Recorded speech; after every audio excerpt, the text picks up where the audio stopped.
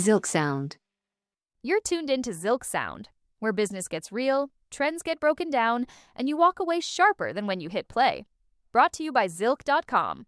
Practical news for the modern entrepreneur. Now, here's your host, Rob Henley. Welcome to ZilckSound. I'm Rob Henley. Thank you for joining us again for this podcast. We appreciate you tuning in each week. Tonight we talk about restaurants and marketing. Recently, one of my favorite series ended, The Bear. 5 seasons, a show that convinced millions of people to feel real anxiety about a restaurant they'll never eat at in a city most of them have never visited, run by people who don't exist. Go watch it. Some of the best television running right now. I watched the finale. Like everyone else, I came away thinking about Carmi, about Sydney, about what the show was really about, which was never the food. But something else has been sitting with me, something that has nothing to do with the show and everything to do with what the show stands for. Here's the thing. Nobody on The Bear ever talks about marketing. Nobody runs a Facebook ad. Nobody optimizes a Google business profile. Nobody A/B tests a subject line. 5 seasons, and there's no scene where Richie sits down and says, we need to work on our local SEO. Quick pause. First official spoiler alert in the show. Minor spoilers from here on. You've been warned. So let's continue. Nobody works the marketing angle. And yet, inside the world of the show, the restaurant succeeds. Michelin stars, lines around the block, a cultural object people care about. You could say it's TV. Of course, they skip the boring parts. And you'd be right. But I think something else is happening. And if you've ever run a restaurant or worked in one or just loved one, you might already feel this. And even if you've never said it out loud, most of what we call restaurant marketing isn't marketing at all. It's a tax you pay for not having a reason to exist.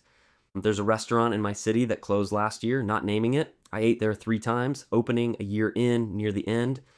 First visit, I remember thinking, this is fine. Competent food, a room that looked like someone had done their homework on what a fine restaurant should look like. The menu had the right words in the right places, locally sourced, seasonal, handcrafted, built by someone who'd studied this craft. Last visit, 2 months before it closed, half empty on a Friday. Food still competent. Menu still had the right words. Nothing had gone wrong exactly, but nothing had ever gone right either. The place had never become necessary to anyone. Here's what I noticed that last meal. They had an Instagram active, 3 posts a week, maybe less, professional photos, right hashtags, real investment, and not one post ever made me want to come back. Because the posts were photos of the food, and the food was fine, and fine is not a reason to leave your house. The restaurant didn't fail because it was bad at marketing. It failed because it never answered the only question that matters. Why should anyone care that you exist? Marketing didn't fail them. It's a bigger issue than that. The issue is that they gave marketing nothing to work with. Now, the restaurant industry does have a marketing problem, just not the one you think. There's an entire ecosystem telling owners be better at social, better at email, better at SEO, better at influencer partnerships, loyalty programs, SMS campaigns, branded hashtags, whatever the platform demands this quarter. And look, some of that works short term on the margin. Now, if you already have something worth talking about, platforms help you say it louder. But here's what that ecosystem never says out loud. The restaurants that survive past year 3, year 5, year 10 aren't the ones with the best Instagram strategy. They're the ones that gave people a reason to show up that had nothing to do with a post they saw. Every day, owners trade tips on Reddit about Google business profile categories, whether TikTok's worth the effort. I've read those threads. I'm not saying they don't matter, but most restaurant marketing is a tax you pay for being interchangeable. Serve an experience that could happen anywhere. Competent food, a well-lit room, a menu that sounds like every other menu, and marketing won't save you. It'll just cost you money while you wait for the math to catch up.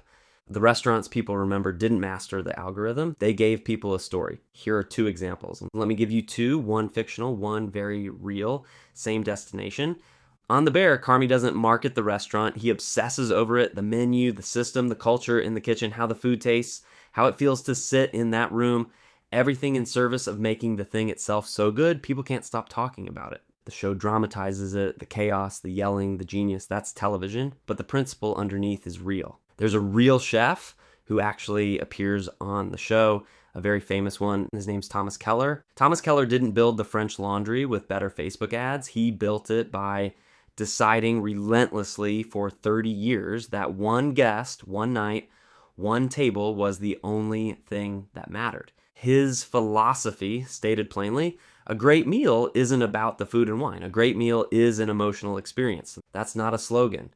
That's an operating principle. Operate that way, and the marketing takes care of itself because everyone who eats there leaves with a story they'll tell for the rest of their life.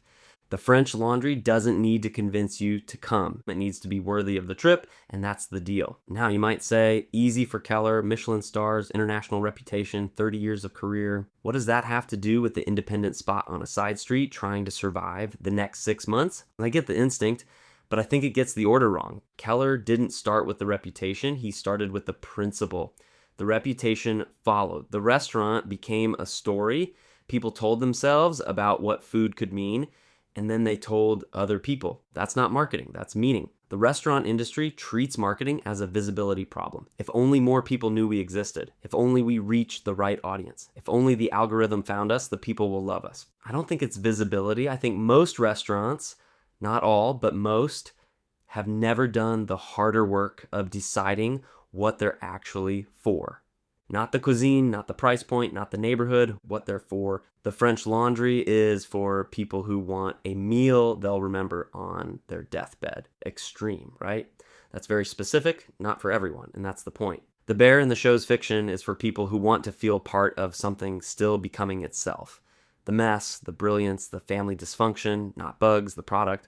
That place down the street with a line every Friday at 6 p.m. Maybe it's for families who don't want to do dishes tonight, or first dates that need to feel safe, or people who just want the one pasta dish they've ordered for 15 years made exactly the same way by someone who knows their name.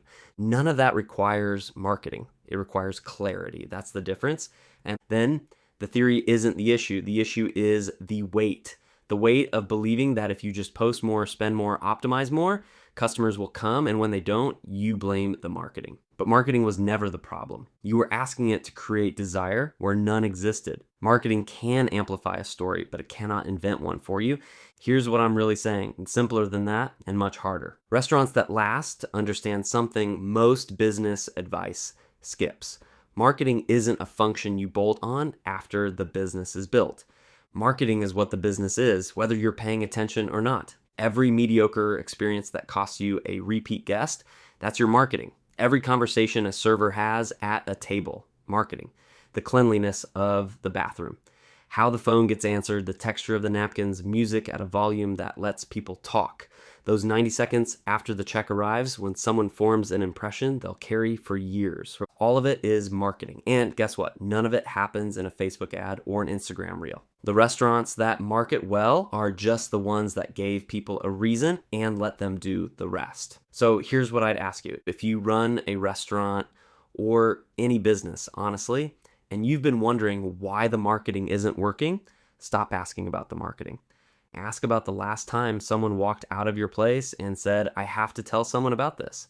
Not, that was good, not nice place, but I need another human being to experience what I just experienced. If you can't remember the last time that happened and you're being honest with yourself, the answer isn't more social posts or more carousels that nobody reads. The answer is somewhere in the food, the room, the service, the feeling, somewhere in the experience itself. That's the only marketing channel that has ever actually worked 100% for sure. The next right move isn't a better ad strategy. It's making something worth telling a story about. It's showing how much you care about the little details.